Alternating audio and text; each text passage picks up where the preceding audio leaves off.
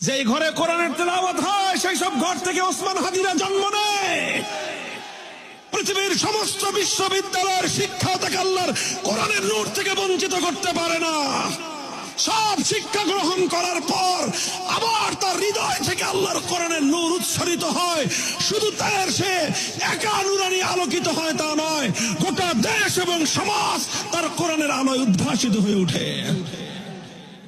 আমরা গ্যারান্টি দিয়ে বলতে পারি, যেই ঘরের মা বাবা প্রতিদিন নিজের ঘরে কোরআনের তেলাওয়াত করবেন, সেই ঘরের কোন সন্তান ইনশাআল্লাহ বিপদগামী হবে না। সেই ঘরের সন্তানরা মাদকাসক্ত হবে না। সেই ঘরের সন্তানরা সন্ত্রাসী হবে না। সেই ঘরের সন্তানরা অন্ধকার পথের যাত্রী হবে না। সেই ঘর থেকে ইনশাআল্লাহ শরীফ ওসমান হাদিরাই জন্ম হবে। কোরআনের তেলাওয়াতকে জাগ্রত করেন, সমাজ বদলে যাবে ইনশাআল্লাহ। আরে ভাই, ওলামায়ে কেরাম আর কি করবে বলেন? যত রকম আয়োজন থাকতে পারে মুসলমানের সন্তানকে কোরআনের তেলাওয়াত শিক্ষার জন্য আলেম ওলামারা সব রকম ব্যবস্থা করেছে। আজকে ওলামায়ে কেরাম মেহনত করে আফতার স্কুল মাকতাব করেছে।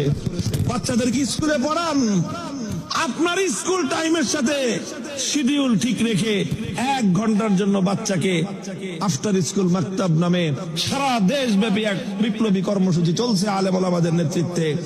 1 ঘন্টা সময় দেন আপনার বাচ্চাকে। প্রত্যেকটা এলাকা আফটার স্কুল মাকতাব গড়ে উঠেছে, ওখানে দেন না 1 ঘন্টা। আপনার ছেলে স্কুলে পড়ুক, তারপরে কলেজে পড়বে, ভার্সিটিতে পড়বে, সারা দুনিয়া জয় করবে। আফটার স্কুল মাকতাব 1 ঘন্টা পড়বে, অথবা সাবাহি মাকতাব 1 ঘন্টা পড়বে। আর এখন তো আলহামদুলিল্লাহ প্রতিটি মাদ্রাসায় এমন আধুনিক কারিকুলামে আমরা বাচ্চাদেরকে পড়াচ্ছি। এই যে মাদ্রাসা আপনারা দেখলেন এখন প্রদর্শনী, এখানে ছোট ছোট বাচ্চাদেরকে যেই বয়সে আমরা ক্লাস 5 অথবা ক্লাস 3 পর্যন্ত বাচ্চাদেরকে আমরা সাধারণ শিক্ষায় শিক্ষিত করে দিচ্ছি, যে কোনো স্কুলের শিক্ষার্থীদের সাথে আমাদের মাদ্রাসার ক্লাস 3 ছাত্ররা কম্পিটিশন করতে প্রস্তুত, প্রত্যেকটা সাবজেক্টে প্রস্তুত।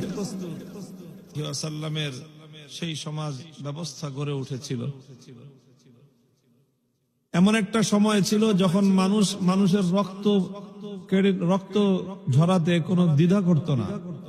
একটা উটের পানি পানকে কেন্দ্র করে যুদ্ধ শুরু হয়ে যেত, 100 বছর পর্যন্ত চলতো সেই যুদ্ধ। মানুষ বর্বরতার এমন হীন এবং নিচু পর্যায়ে পৌঁছেছিল।